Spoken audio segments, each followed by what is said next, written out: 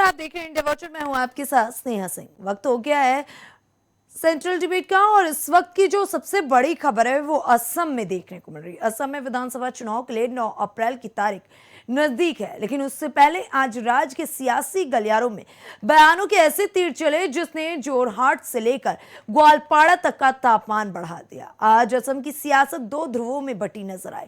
एक तरफ जोरहाट में कांग्रेस की राष्ट्रीय सचिव दिव्या ने आंकड़ों का वो पिटारा खोला जिससे सरकार की आर्थिक नीतियों पर गंभीर सवाल खड़े कर दिए।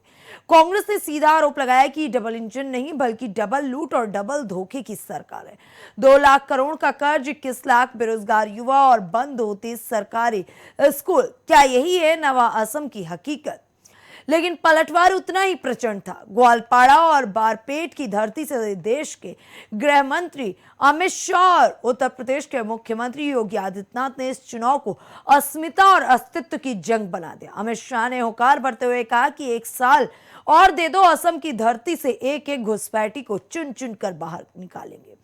वहीं योगी आदित्यनाथ ने साफ कर दिया कि असम को लव जिहाद और लैंड जिहाद का अड्डा नहीं बनने दिया जाएगा। दरअसल असम के जोरहाट में चुनावी माहौल के बीच कांग्रेस पार्टी ने राज्य की सत्तारूढ़ भारतीय जनता पार्टी सरकार और मुख्यमंत्री हेमंत बिस्वा शर्मा पर जमकर निशाना साधा। कांग्रेस ने भाजपा सरकार को लेकर कहा कि ये सरकार डबल इंजन की नहीं बल्कि डबल लूट और डबल धोखे की सरकार बन गई, जिसने जनता के विश्वास को ठेस पहुंचाई। जोरहाट स्थित कांग्रेस भवन में आज प्रेस कॉन्फ्रेंस का आयोजन किया गया। इस प्रेस वार्ता में राजस्थान के पूर्व विधायक और अखिल भारतीय कांग्रेस कमेटी की राष्ट्रीय सचिव दिव्या ने राज्य की मौजूदा स्थिति पर विस्तार से अपनी बात रखी। इस दौरान उनके साथ एआईसीसी की मीडिया कोऑर्डिनेटर हरमीत बवेजा और जोरहाट मीडिया चेयरमैन त्रिशंकु शर्मा भी उपस्थित रहे। प्रेस वार्ता को संबोधित करते हुए दिव्या ने सुरक्षित असम के संकल्प को दोहराते हुए राज्य सरकार पर तीखा हमला बोला। उन्होंने कड़े शब्दों में कहा, यह सरकार डबल इंजन की नहीं बल्कि डबल लूट और डबल धोखे की सरकार बन चुकी है, जिसने जनता के विश्वास को ठेस पहुंचाई। उन्होंने आरोप लगाया कि असम की करीब 3.5 करोड़ जनता की आवाज को दबाया जा रहा, खासकर युवा वर्ग सबसे ज्यादा प्रभावित है, जिनके भविष्य के साथ खिलवाड़ हो रहा। उन्होंने राज्य में बढ़ते भ्रष्टाचार पर चिंता जताते हुए कहा कि सरकार इसे उजागर करने के बजाय छिपाने में लगी हुई है। उन्होंने पिछले 1 दशक से राज्य में बीजेपी सरकार के शासन पर निशाना साधते हुए कहा कि असम का स्वाभिमान कमजोर हुआ और सरकार केवल जुमलेबाजी तक सीमित रह गई। उनके अनुसार राज्य में गुड गवर्नेंस का अभाव और विकास के मुद्दे की बजाय धार्मिक और राजनीतिक विषयों को प्राथमिकता दी जा रही, जिससे वास्तविक समस्या पीछे छूट रही है। दिव्या ने आरोप लगाया कि असम में सिंडिकेट राज हावी है, जहां कोयला, सुपारी और रेत जैसे क्षेत्रों में अवैध नेटवर्क सक्रिय है। नीति आयोग की रिपोर्ट का हवाला देते हुए उन्होंने कहा कि असम का 23वें स्थान पर पहुंच जाना राज्य की वास्तविक स्थिति को दर्शाता है। राज्य की आर्थिक स्थिति पर चिंता जताते हुए उन्होंने कहा कि असम की अर्थव्यवस्था में है राज्य पर कर्ज बढ़कर लगभग 2 लाख करोड़ रुपए तक पहुंच गया। उन्होंने ये भी कहा कि हर नवजात बच्चे पर औसतन 57,000 रुपए का कर्ज है, जो सरकार की आर्थिक नीतियों की विफलता को दर्शाता है। रोजगार के मुद्दे पर सरकार को घेरते हुए दिव्या ने साफ तौर से बीजेपी को लेकर कहा, राज्य में 21 लाख से अधिक युवा बेरोजगार है, जबकि रोजगार के अवसर बहुत सीमित हैं। उन्होंने युवाओं में बढ़ते आत्महत्या के मामलों पर भी चिंता जताई और इसे गंभीर सामाजिक संकट बताया। दिव्या ने आरोप लगाया कि असम में 8,000 से 9,000 सरकारी स्कूल बंद कर दिए गए। इससे गरीब और ग्रामीण क्षेत्रों की शिक्षा प्रभावित हो रही है। इसके चलते निजी स्कूलों का वर्चस्व बढ़ रहा और शिक्षा महंगी होती जा रही। स्वास्थ्य व्यवस्था पर सवाल उठाते हुए उन्होंने कहा कि सरकारी अस्पतालों में 97% तक मेडिकल स्टाफ की कमी है। साथ ही मृत्यु दर राष्ट्रीय औसत से अधिक है, जो स्वास्थ्य सेवाओं की कमजोर स्थिति को दर्शाता है। चाय बागान मजदूरों का मुद्दा उठाते हुए उन्होंने कहा कि मजदूरों को 351 रुपए दैनिक मजदूरी देने का वादा किया गया था, लेकिन आज भी उन्हें लगभग 250 ही मिल रहा है। उन्होंने ये भी कहा कि चाय बागानों में 57% महिलाएं एनीमिया से पीड़ित हैं, जो एक गंभीर सामाजिक समस्या है। प्रधानमंत्री नरेंद्र मोदी के दौरे पर तंज कसते हुए कांग्रेस नेताओं ने कहा, ये दौरे केवल फोटो सेशन तक सीमित रह जाते हैं और जमीनी स्तर पर समस्याओं का समाधान नहीं होता। बाढ़ के मुद्दे पर उन्होंने सरकार के 2031 तक असम को बाढ़ मुक्त बनाने के दावे पर सवाल उठाते कहा, क्या तब तक बाढ़ प्रभावित लोगों को इंतजार करना पड़ेगा? कांग्रेस नेताओं ने कहा कि मौजूदा सरकार ने असम के विकास और जनता के विश्वास को गहरी चोट पहुंचाई। उन्होंने सुरक्षित असम के अपने संकल्प को दोहराते हुए कहा कि राज्य की जनता बदलाव चाहती है और आने वाले समय में इसका स्पष्ट जवाब देगी। राज्य में चुनावी दंगल के शुरू होने से पहले कांग्रेस पार्टी के इस बयान ने असम की राजनीति में एक बार फिर विकास, रोजगार, शिक्षा और स्वास्थ्य जैसे मुद्दों को केंद्र में ला दिया। इससे आने वाले समय में राजनीतिक माहौल और गर्म होने की संभावना है। इस बीच अगर बीजेपी की बात करें तो केंद्रीय गृह मंत्री अमित शाह ने असम में चुनावी सभा को संबोधित करते हुए विपक्षी कांग्रेस पर जमकर निशाना साधा। उन्होंने असम में घुसपैठियों पर कार्रवाई और राज्य के आदिवासी समुदाय के विकास को लेकर भी कई बातें की। केंद्रीय गृह मंत्री अमित शाह ने असम के ग्वालपाड़ा जिले के दुधनोई में एक चुनावी रैली को आज संबोधित किया। अपने संबोधन में अमित शाह ने कहा कि कांग्रेस पार्टी ने असम को घुसपैठियों का अड्डा बनाकर रख दिया। घुसपैठी असम में जमीन कब्जा कर बैठे हैं। अगर गलती से भी राज्य में कांग्रेस की सरकार आई तो आदिवासियों के बीच भी उनके घुसपैठी घुसेंगे। उन्होंने कहा, आप हमें असम में 5 साल और सरकार चलाने का मौका दीजिए। तीसरी बार भी भारतीय जनता पार्टी की सरकार बनाई। हमने 2 बार सरकार बनाई और सारे घुसपैठिए चिन्हित करके रखे हैं। समय थोड़ा कम हो गया, 1 साल और दे दो, हम राज्य को घुसपैठियों से मुक्त करा देंगे।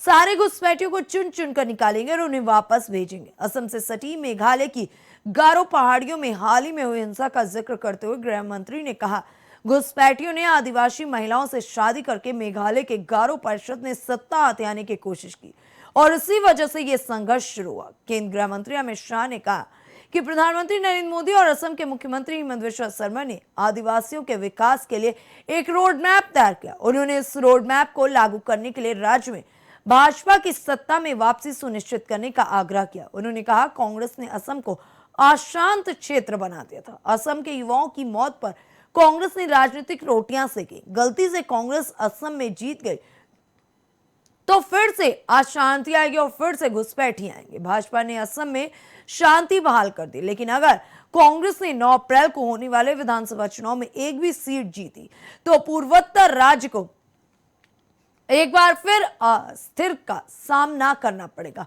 आदिवासियों को लेकर कांग्रेस पर हमला करते हुए अमित शाह ने कहा, कांग्रेस ने कभी आदिवासी और जनजाति समुदाय की बात नहीं की।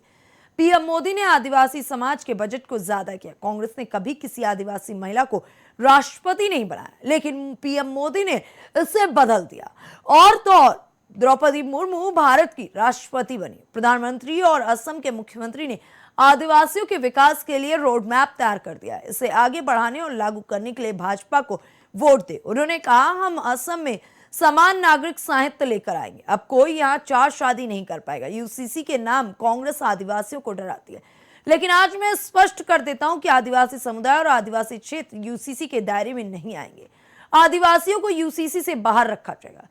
किस पर यूसीसी लगाना है वो मुझे पता है। दूसरी तरफ मुख्यमंत्री योगी आदित्यनाथ आज असम के चुनावी रण में उतरे। एनडीए उम्मीदवार दीपक कुमार दास के पक्ष में बारपेटा में जनसभा को संबोधित करते हुए मुख्यमंत्री ने कांग्रेस और यूडीएफ पर जमकर निशाना साधा। सीएम योगी ने कहा कि कांग्रेस चुनाव के पहले मैदान छोड़कर भाग गए, जबकि यूडीएफ को भी बंगाल की खाड़ी में फेंकने का समय आ गया। उन्होंने असमवासियों से एक बार फिर भारतीय जनता पार्टी की सरकार बनाने का आह्वान किया और कहा कि घुसपैठियों को बाहर करना और असम की डेमोग्राफी को बदलने नहीं देना है। एनडीए का संकल्प है कि असम को लव जिहाद, लैंड जिहाद की धरती नहीं बनने देंगे, यहाँ घुसपैठ नहीं होने देंगे। कांग्रेस और यूडीएफ की घुसपैठियों के जरिए डेमोग्राफी बदलने की साजिश सफल नहीं होने देंगे। एक एक घुसपैठी को चिन्हित कर यहां से बाहर करने की भी व्यवस्था हो रही। सीएम योगी ने कहा कि डबल इंजन सरकार ने तय किया है कि असम को घुसपैठ का अड्डा कतई नहीं बनने देंगे। दंगाइयों को निकाल बाहर फेंकेंगे। कांग्रेस और यूडीएफ को जब भी अवसर मिला इन्होंने भारत और भारतीयता को अपमानित किया। यूडीएफ असम में घुसपैठ की जननी है। घुसपैठियों के बल पर असम की सत्ता पर कब्जा करना चाहते। कांग्रेस उनकी सहयोगी बनकर असम की संस्कृति से खिलवाड़ कर रही। वहीं एनडीए सरकार असम की सांस्कृतिक धरोहर का संरक्षण करते हुए घुसपैठियों को बाहर कर डेमोग्राफी को चेंज करने की साजिश को विफल कर रही। उत्तर प्रदेश के मुख्यमंत्री योगी आदित्यनाथ ने असम वासियों को रंगोली बिहू उत्सव की शुभकामनाएं दी। उन्होंने असम को भारत के गौरव की धरा बताया और कहा, हर भारतवासी यहाँ मां कामाख्या के दर्शन करने आता है। यहाँ की आध्यात्मिक, सांस्कृतिक और समृद्ध परंपरा ने एक भारत श्रेष्ठ भारत के निर्माण में बहुत अहम भूमिका निभाई है। वैष्णव परंपरा में श्रीमंत शंकर देव और माधव देव की पावन धरा ने नई ऊंचाइयों के साथ इसे एकता, भक्ति और मानवता के संदेश की भूमि के रूप में परिवर्तित किया। असम का कांजीरंगा नेशनल पार्क राइनो के साथ जैव विविधता के लिए जग विख्यात है। अहोम राजवंश ने इसी पावन धरा में विदेशी आक्रांताओं के छक्के छुड़ाकर अहोम की समृद्धि संस्कृति को नई ऊंचाइयों तक ले जाकर भारत की रक्षा में योगदान दिया। अहोम राजवंश के महान नायक लचित का अदम्य साहस, शौर्य और पराक्रम भारतीय युवाओं के लिए प्रेरणा रहा। असम ने मेहनत, परिश्रम और पुरुषार्थ से चाय की चुस्की को दुनिया तक पहुंचाया। असम अब चाय के साथ चिप के उत्पादन की केंद्र भूमि भी बन रही है। सीएम योगी ने तंज कसा है कि कांग्रेस सरकार में भारत रत्न केवल एक खानदान के लोगों को प्राप्त होता था। असम के संगीत और संस्कृति की पहचान भूपेन हजारिका को कांग्रेस ने भारत रत्न नहीं दिया। उन्हें 2019 में मोदी सरकार ने और गोपीनाथ को 1999 में अटल बिहारी वाजपेयी सरकार ने भारत रत्न दिया। भारतीय जनता पार्टी के नेतृत्व की एनडीए सरकार ने संस्कृति, परंपरा और विरासत को आगे बढ़ाया। एनडीए सरकार सुरक्षा, सुशासन और सेवा के माध्यम से बिना भेदभाव शासन की योजनाओं का लाभ गांव, गरीब, किसान, महिला और नौजवान तक पहुंचाने का काम किया। दूसरी ओर कांग्रेस नेतृत्व की सरकारों ने 60 वर्षों तक असम में अराजकता, दंगा, कर्फ्यू, घुसपैठ को बढ़ावा देकर सुरक्षा में सेंध लगाई और विरासत को अपमानित किया। कांग्रेस को मां कामाख्या कॉरिडोर, कंजीरंगा नेशनल पार्क में राइनो संरक्षण, असम और पूर्वोत्तर की कनेक्टिविटी याद नहीं आई। आज पूर्वोत्तर राज्यों में सड़क, रेल, एयरपोर्ट और इनलैंड वाटरवे की बेहतरीन कनेक्टिविटी है और यहाँ engineering college, medical college, AIIMS, IIT, IIM का निर्माण हो रहा है। सीएम योगी ने यह भी कहा कि मतदाताओं से संवाद करते हुए मैं साफ कहता हूं, देश में जहां जहां एनडीए सरकार है, पीएम मोदी के नेतृत्व में वहां वहां विकास और विरासत का सम्मान है। उत्तर प्रदेश के अयोध्या में राम जन्मभूमि के लिए आंदोलन चला। असम से भी राम भक्त जाते थे, नारे लगाते थे कि राम लला हम आएंगे, मंदिर वहीं बनाएंगे। लेकिन कांग्रेस ने कहा कि राम तो हुए ही नहीं। उसके सहयोगी दलों ने भी राम के अस्तित्व को नकारा। लेकिन जब यूपी में डबल इंजन सरकार बनी तो 500 वर्षों की तमन्ना पूरी हुई और अयोध्या में भव्य राम मंदिर बन गया। सीएम योगी ने कहा कि उत्तर प्रदेश आज दंगा, कर्फ्यू और माफिया मुक्त है। नो कर्फ्यू, नो दंगा, वहां सब कुछ चंगा है। यूपी की सड़कों पर कोई नमाज नहीं पढ़ सकता। वहां धर्म स्थलों से चिल्लाने की आवाज नहीं आती। किसी ने दंगा करने का दुस्साहस किया तो उसकी प्रॉपर्टी जब्त कर दलितों, गरीबों, जनजाति समुदाय में बांट दी जाती। घुसपैठियों या दंगाइयों का कोई अधिकार नहीं होता। कांग्रेस और यूडीएफ ने असम की संस्कृति के साथ खिलवाड़ किया। घुसपैठियों को बसाकर डेमोग्राफी बदलने और असमवासियों के हक, राशन, मकान और जमीन पर जबरन कब्जा करने का काम किया। अब एक एक घुसपैठियों को चिन्हित कर बाहर करने की व्यवस्था हो रही। इसके साथ ही एनडीए की डबल इंजन सरकार पीएम मोदी के नेतृत्व में विरासत के रूप में मां कामाख्या कॉरिडोर के निर्माण को आगे बढ़ा रही है। दूसरी ओर हिमंत विश्व शर्मा के नेतृत्व में असम सरकार विकास कार्य कर रही। सीएम योगी ने कहा कि उत्तर प्रदेश में 9 वर्ष से डबल इंजन सरकार है, वहां एक भी दंगा नहीं हुआ। यूपी में डबल इंजन सरकार विकास और गरीब कल्याण के कार्यों को बढ़ा रही है। उज्ज्वला योजना कनेक्शन, भरपूर बिजली, प्रधानमंत्री आयुष्मान भारत के तहत 5 लाख रुपए तक का लाभ, युवाओं को नौकरी और रोजगार, गरीबों के लिए फ्री राशन की सुविधा दी जा रही। असम के चाय बागान में काम करने वाले श्रमिकों को स्पेशल पैकेज देकर सम्मानजनक रूप से आगे बढ़ाने का कार्य केवल भाजपा और एनडीए सरकार ही कर सकती है, क्योंकि कांग्रेस और यूडीएफ के पास विजन और कार्य करने की क्षमता नहीं। ये केवल भारत की सुरक्षा में सेंध लगा रहे।